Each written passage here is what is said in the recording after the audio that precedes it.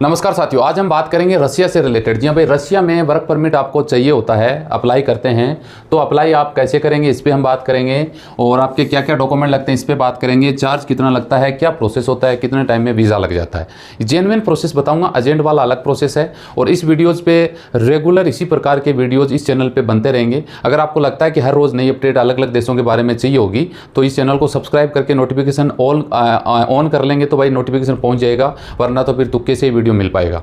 तो वीडियो पूरा देखिएगा, अच्छा लगे तो लाइक शेयर करिएगा, चैनल सब्सक्राइब कर लो। और भाई सवाल फिर भी बचता है तो आप कमेंट कर सकते हैं ताकि उस पर रिसर्च करके आगे हम बात कर सकते हैं। तो यहाँ पे हम बात करेंगे रशिया वीज़ा की पूरी डिटेल के बारे में बताएंगे। रशिया वीज़ा कैसे मिलेगा इस पर भी हम बात करेंगे। रशिया वर्क परमिट के लिए क्या क्या डॉक्यूमेंट लगते हैं, रशिया वीज़ा प्रोसेस कैसे होता है, रशिया में सैलरी कितनी मिलती है, विजिट टू वर्क रशिया में होता है क्या, चार्ज कितना लगता है, A to Z प्रोसेस। यानी रशिया से रिलेटेड जितने भी आपके सवाल हैं, माइंड में डाउट है और अगर आप अप्लाई करना चाहते हैं तो इस पे हम बात करने वाले हैं।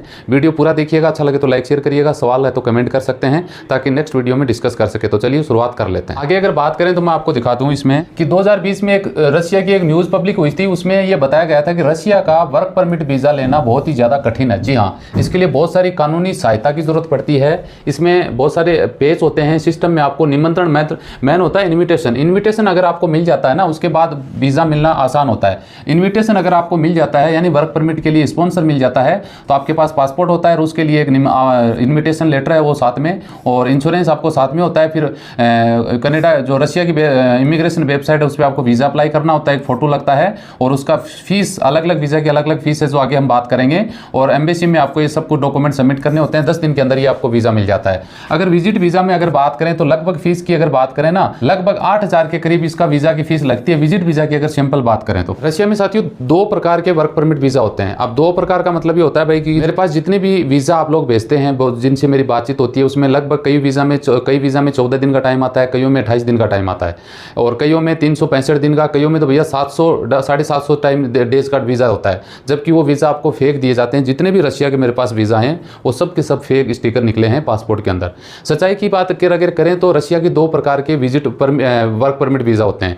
एक वो होता है जो नॉर्मल वर्क परमिट वीज़ा होता है, वो 1 ईयर का आपके पासपोर्ट में लगता है, वो आगे एक्सटेंड होता है उसके, वो तो बाद की बात है रशिया में पहुंचने के। इंडिया में अगर हाई स्किल्ड जॉब होता है ना, जो फर्स्ट ग्रेड का जॉब जिसको बोलते हैं, जिसकी तनख्वाह 1,50,000 रूबल से मंथली से ज़्यादा, यानी 1.5 लाख मंथली रूबल सैलरी होती है, उससे इंडिया की करेंसी के सेम ही है, ज़्यादा कोई फर्क नहीं है। वो वीज़ा 3 साल का लग जाता है, यानी एक बार में 3 साल का वीज़ा वो आप लगवा सकते हैं। और इसमें भाई वीज़ा की अगर चार्ज की बात करें ना तो मेरे हिसाब से वीज़ा का चार्ज लगभग, जी हाँ, लगभग 1.5 लाख रुपए के करीब आपका पड़ जाता है। अब मुझे तो ये समझ में नहीं आता कि भाई लोग, आपको जितने भी मेरे पास वीज़ाएँ हैं 70,000, 80,000, 90,000 से तो ऊपर कोई पहुंचा ही नहीं है, जबकि रशिया का वीज़ा इतना सस्ता नहीं है जितना आप सोच सकते हैं। 14 दिन का अगर आप वीज़ा लेते हैं ना, 8,500 का वीज़ा लगता है, तो आपको वर्क परमिट वीज़ा 50-60 हज़ार में मिल जाता है। इम्पॉसिबल है, रशिया का वीज़ा वैसे कॉस्टली है, लगभग 1.5 लाख के करीब रशिया के वीज़ा का खर्चा लग जाता है। बाकी एजेंट लोग कितना लेते हैं भाई वो तो उनके ऊपर डिपेंड करता है।